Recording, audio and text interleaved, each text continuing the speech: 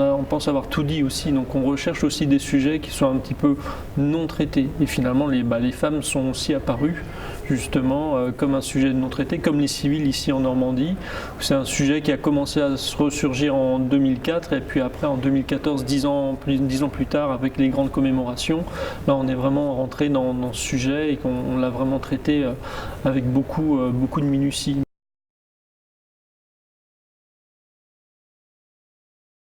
C'est un phénomène de société, c'est-à-dire que finalement, là, maintenant, aujourd'hui, justement, 21e siècle, les femmes ont la place qu'elles doivent avoir, je dirais, et forcément, je dirais, les historiens aussi sont sensibles à ça. Hein.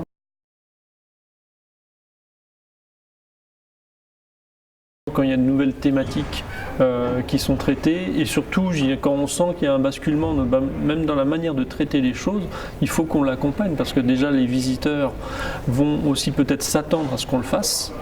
Donc, et ça montre aussi qu'on est un petit peu à la pointe, c'est-à-dire qu'on accompagne justement tous ces changements et donc il faut qu'on leur trouve une place. Donc ça ne veut pas dire non plus que finalement les choses n'étaient pas là, hein. Je dirais que ce soit dans les archives, moi dans les collections par exemple, des uniformes féminins j'en avais, c'est quelque chose que j'ai une sensibilité, j'ai voulu développer cela à un moment. Parce que justement le sujet aussi me semblait intéressant et c'était finalement la manière dont on allait pouvoir faire passer le message dans le musée, parce que là il faut de l'archive mais il faut aussi de l'objet, donc je veux dire, les deux permettaient de le faire.